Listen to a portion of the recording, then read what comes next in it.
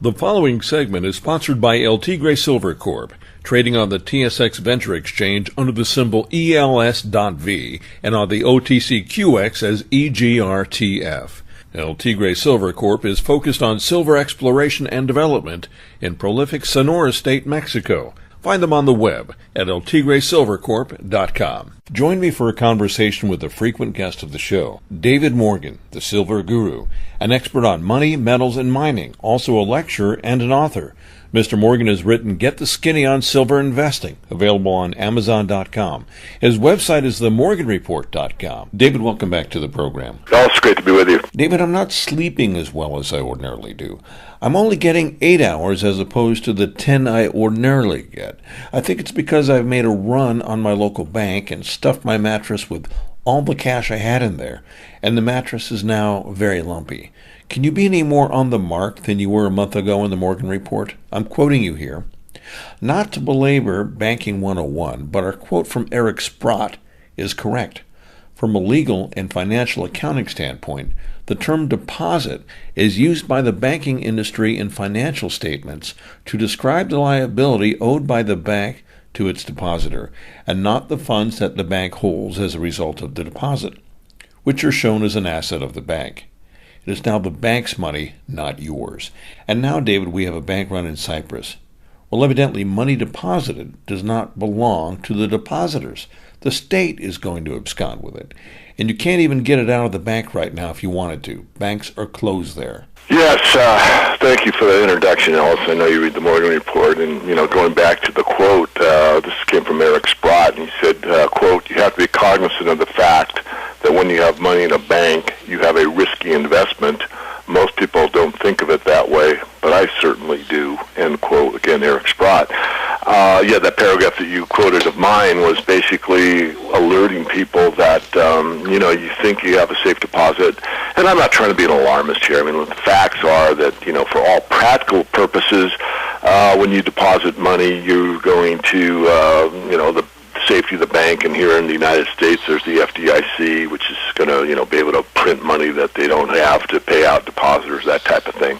Nonetheless, the facts are what they are, and I went to great lengths to point out to people in last month's issue before the Cyprus event that what you think is safe in reality isn't really that safe, and that's why I've urged for over 14 years now on the internet side of things. I mean, I've done it before the internet was very popular, that you must, in my view, have money outside of the system, outside of the matrix, because everything that we consider to be financial is pretty much tied to counterparty risk, be it a bank, be it a broker, be it a hedge fund manager, be it your Uncle Charlie. I mean, you've got somebody on the other side of the equation that has to make good on that promise. And if you own physical metal, you don't have that problem. You own something that you can go touch, and that in and of itself is wealth. So, again, this thing with Cyprus is quite scary, especially for those that are there. For us on the outside, I think it's a very good lesson that things are not always as they appear. And, with what's going on now, there's a very small time window to get this thing sorted out. And, of course, Russia's involved at a very big degree. I mean, the Putin contingency is sitting there basically saying that EU, no, you don't. And the EU saying, well, maybe, yes, we can. That's a short summation. There's a lot more to it than that, of course. And it's TBD, to be determined as we're doing this interview, Alice. So, it's time to wake up. Again, I don't want to go overboard, but nonetheless, I think I want to take a balanced view here and point out some facts that a lot of people are really unaware of. And you don't want to be one of those people like in Cyprus that are, tried to wait in line to go to the ATM machine to find out, the thing's closed or it's out of cash. You want to prepare ahead of time. And I think the best way to prepare would be to, have precious metals, and the second best way would have, physical currency. Certainly, in both cases there's some risk, meaning that depending on how secure you are where you live, you have to make a determination. But I wouldn't advocate taking all your money out of the bank or anything like that. But I would advocate that you have enough outside the system that you're comfortable. Isn't this the beginning of the predicted bank failure that Jim Sinclair and others were talking about last year? That didn't happen at that time. Isn't this perhaps the tip of the proverbial iceberg? And how can you possibly stop a potential bank run in continental Europe? For those of our listeners that live in Europe right now, what's to keep anyone from just gradually pulling their money out of the bank and then that system collapses? Yeah, well, it's a great question, so let me answer it this way. I'm pretty studied on this stuff. I certainly don't know all the answers, but I love to use history as a way to look back and say this is the most likely scenario. If you go back to Argentina in 2000, I sent out a movie clip, or actually the whole movie, called The Empty ATM.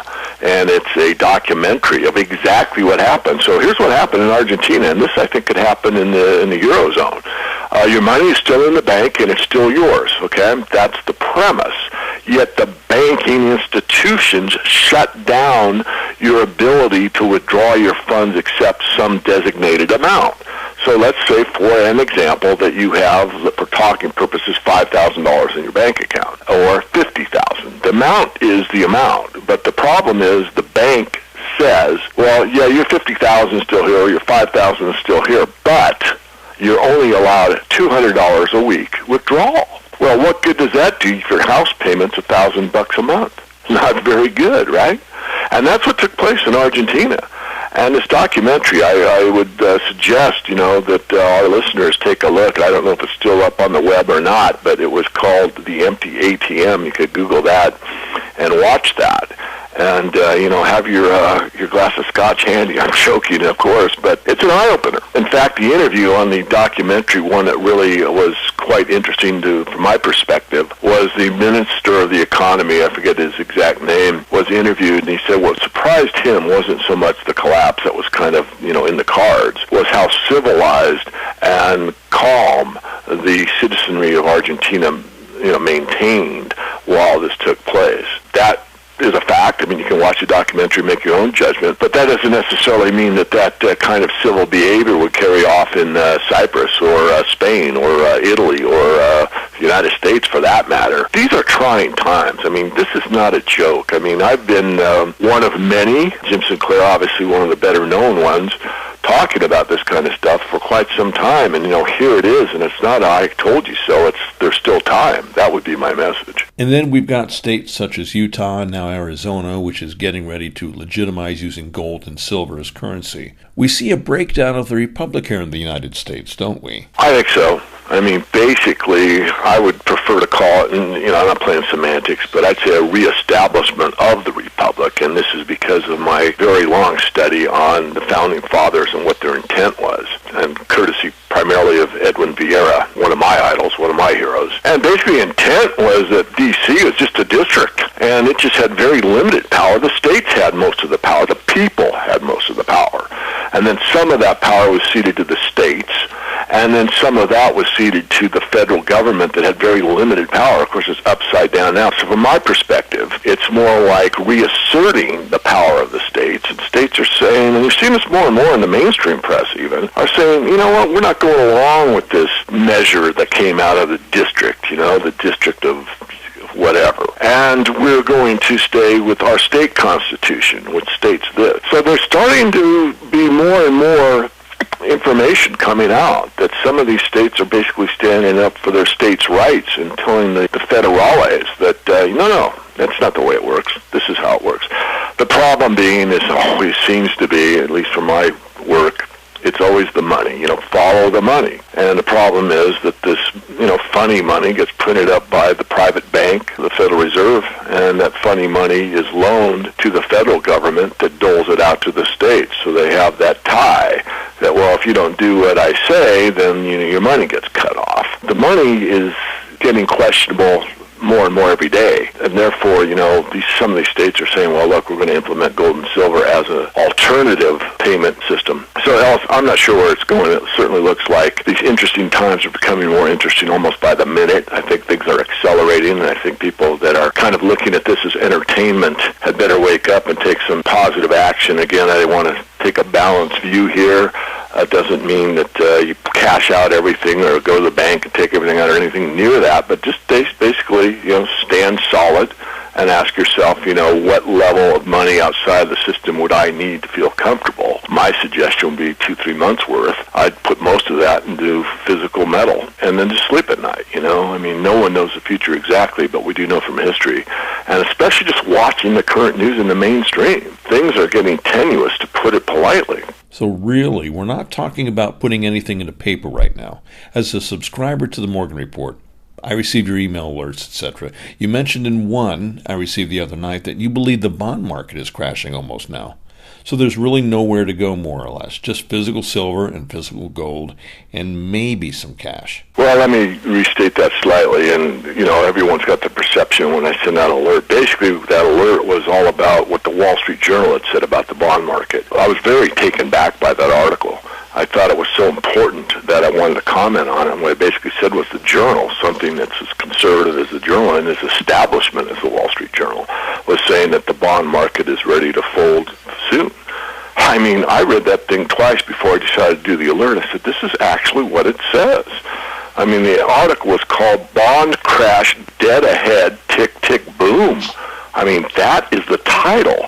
And then it said a warning. Investment News wants to make damn sure that its readers, the 90,000 professional financial advisors who rely on timeliness and accuracy of every iNews forecast, understand, quote, what your clients' portfolios look like when the bond bomb goes off, end quote. The Journal's saying the bond market's a bomb ready to explode. That's not me saying it. I've said, watch the bond market for years. I said, as much as the metals markets is extremely important, and they still are, and that's the best place I know of to protect yourself. Watch the bond market. That's the keys to the kingdom. When the bond market goes, all bets are off. It'll be obvious to everybody, but it'll be too late for most. And here's the Journal coming out with this article. So again, I'm probably belaboring the point, but it was, my heart skipped a beat when I read that thing. I go, wait a minute. Somebody wrote that like one of us in the precious metal sector or the alternative media or something. And there's articles out there like this one in that domain, in the alternative media. But this from the mainstream was like, wow, somebody's warning somebody. And pay attention, please. Pay attention. We'll be right back. The Ellis Martin Report is sponsored by El Tigre Silver Corp, trading on the TSX Venture Exchange under the symbol ELS.V and on the OTCQX as EGRTF. Silver has been considered a precious metal for 6,000 years and currency since 600 BC. It's been commercially mined in Mexico since 1530 in mineral-prolific and mining-friendly Sonora State, where El Tigre Silver Corp's 5,000-meter drill program is now underway. El Tigre's properties with gold and silver mining concessions span approximately 267 square miles. With an attractive share structure and a strong, proven management team, El Tigre Silver Corp is poised to identify a resource in an area that from 1903 to 1938 produced 75 million ounces of silver and 380,000 ounces of gold. Additionally, their tailing stockpile is currently progressing to production. Learn more about El Tigre Silver Corp by visiting their website, eltigresilvercorp.com, or click through El Tigre's logo on the homepage of our website, ellismartinreport.com. We offer expert opinions only. Find them on our website, ellismartinreport.com. That's ellismartinreport.com. And we're back. At what point do these public companies that produce silver or gold, at what point do their assets in the ground or in the mill become much more interesting than their stock? Oh, great question. I think it depends on management. I think some management already realizes that they're, for all practical purposes, mining money.